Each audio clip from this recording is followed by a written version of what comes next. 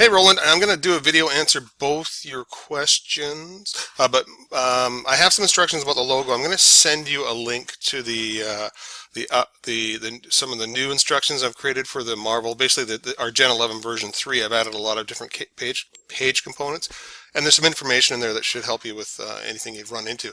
But if you can just go and re-download your template from your account, and you're not going to have to overwrite your existing site, just whatever editor you're working with here. Okay, we'll just re-download that, and then you can actually drag the missing pages from the fresh package into your existing site. The only thing is when you re-download it and you extract it, make sure you don't extract it over top of your existing site. So I sort of suggest for anybody doing this is to, once you've downloaded your zip file, rename the zip file right away and then extract it so it won't overwrite. So my little trick when we do an update is just sort of get your zip file, Marvel 2, just rename it to something else and then extract it. Right, and let's just take a look inside the thing here. So drag your pages. Here's our Marvel HD Red Multi-Purpose. We open this up here, and there's the new pages right there. So just drag these from the downloaded folder into your existing site, boom, into the root folder there with your index page, and you'll have all the goodies there. Let's talk about updating the logo here. One of the things I did with the structure of the site was, it's a little bit new with this one here, is we have our components folder, a components file, a shared folder, and a shared CSS file. And then we have our basic styles. And the styles are just general font styles used throughout the pages, sort of, your basic body and things like that, headings and whatnot. You can take a look. And the theme is the backgrounds of the page. Right, so that's how these are sort of broken up, and of course the grid is obviously, in using Bootstrap we've used a grid format to sort of help resize the page, and that's what the grid.css does. So if you're looking in the shared folder, sort of a tip, if anything is located in here, most likely you'll find the associated styles in the shared.css. So if we pop into here, here's our graphic logo right here. Let's just take a look at how it's positioned. It isn't really positioned because what it does is, I'll take a look at the index page here for a second. All right, it probably just floats there right beside the website name. Right, so that's the graphic logo.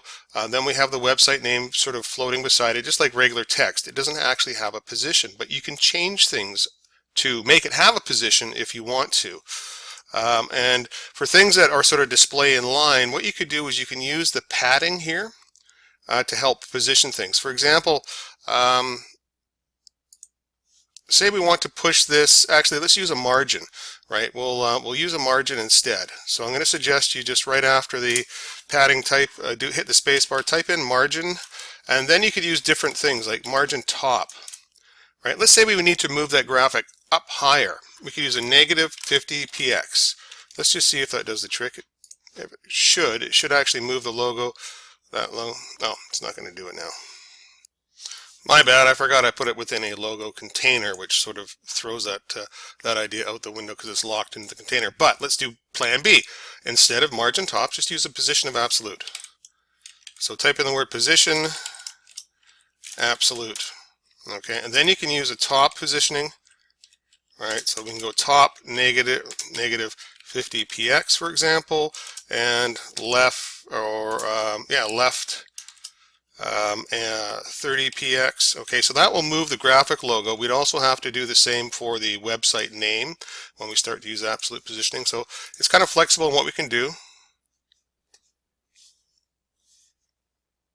There it is right now. You can see it. I didn't save the style sheet. So now you can move it around to whatever position you want. Keeping in mind, you would have to do the same with the text and the tagline, which gives you a lot more options, really. But I don't use the absolute positioning if I can help it, because for most folks, you're not going to need it. You're just going to replace the graphic with your own.